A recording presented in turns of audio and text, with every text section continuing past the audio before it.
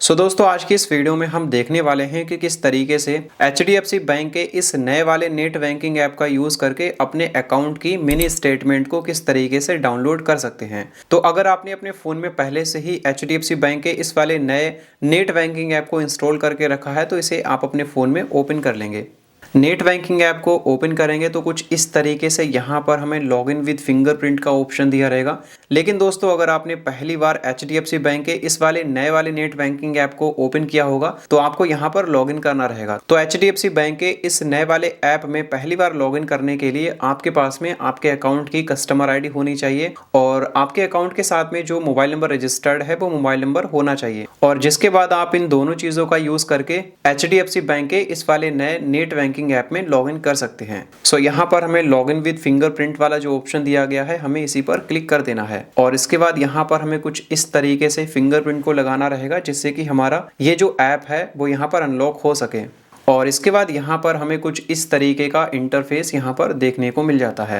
यहाँ पर अपने अकाउंट के स्टेटमेंट को निकालने के लिए सबसे पहले हम यहाँ पर अपने अकाउंट के बैलेंस को चेक कर लेंगे, जिसके लिए हमें यहाँ पर जो ई वाला ऑप्शन दिया गया है इस पर हमें क्लिक कर देना है। इसके बाद हमारे अकाउंट में जो भी बैलेंस होगा वो हमें यहाँ पर कुछ इस तरीके से देखने को मिल जाएगा। और बैलेंस के जस्ट नीचे ही हमें यहाँ पर स्टेटमेंट का ऑप्शन दिया रहेगा, तो हमें यहाँ पर स्टेटमेंट वाले ऑप्शन पर क्लिक कर देना है। स्टेटमेंट वाले ऑप्शन पर क्लिक करने के बाद में आपने अपने HDFC बैंक के अकाउंट से जितने भी रिसेंट में ट्रांजैक्शंस किए होंगे वो आपको यहाँ पर कुछ इस तरीके से देखने को मिल जाएंगे। यहाँ पर हमें जो गेट स्टेटमेंट वाला ऑप्शन दिया गया है हमें इस पर क्लिक करना है क्योंकि हमें यहाँ पर स्टेटमेंट को डाउनलोड करना है। और इसके बाद यहाँ पर हमें स्टेटमेंट को डाउनलोड करने के लिए बहुत सारे ऑप्शंस देखने को मिल जाते हैं। सबसे पहला ऑप्शन है यहाँ पर करंट मंथ का। अगर हम यहाँ पर करंट मंथ वाले ऑप्शन को चूज करते हैं तो अभी जो करंट मंथ चल रहा है उस करंट मंथ की हम स्टेटमेंट को डाउनलोड कर सकते हैं। जैसे अभी यहाँ पर करंट मंथ चल रहा है मार्च, तो अगर हमें मार्च महीने की अपने अकाउंट की मिनी स्टेटमेंट डाउनलोड करनी है तो यहाँ पर हम करंट मंथ वाले ऑप्शन को चूज करेंगे। और अगर यहाँ पर हमें अपने अकाउंट के पिछले महीने की स्टेटमेंट को डाउनलोड करना है तो यहाँ पर हम लास्ट मंथ वाले ऑप्शन को चूज करेंगे और फिर हमारे अकाउंट की जो फरवरी की स्टेटमेंट है वो डाउनलोड हो जाएगी। और अगर हमें पिछले 3 महीने की स्टेटमेंट डाउनलोड करनी है तो यहाँ पर हम लास्ट 3 मंथ वाले ऑप्शन को चूज करेंगे। और पिछले 6 महीने की डाउनलोड करनी हो तो जिसके लिए हम लास्ट 6 मंथ वाले ऑप्शन को चूज करेंगे।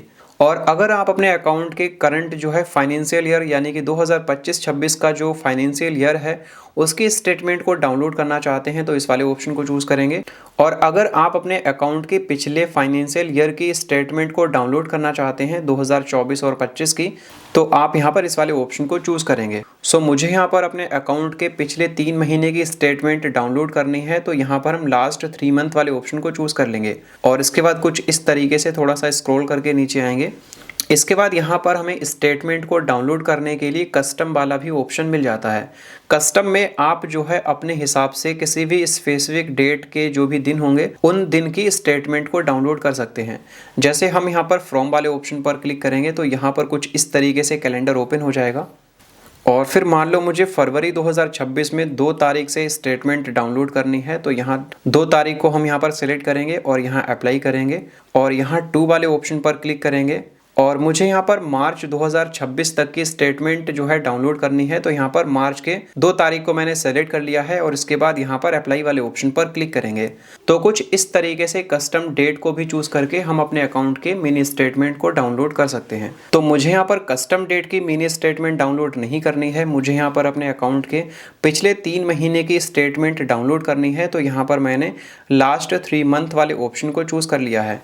और इसके बाद यहाँ पर हम फॉर्मेट में PDF वाले ऑप्शन को चूज़ करेंगे और इसके बाद यहाँ पर हमें बताना रहेगा कि PDF फाइल हमें मेल पर चाहिए है या फिर इंस्टेंट तुरंत ही यहीं पर डाउनलोड करनी है। तो मुझे यहाँ पर मेल पर नहीं चाहिए है, अभी डाउनलोड करना है तो यहाँ पर हम डाउनलोड वाले ऑप्शन को चूज़ करेंगे और इसके बाद यहाँ पर हम कंटिन्यू वाले ऑप्शन पर क्लिक करेंगे।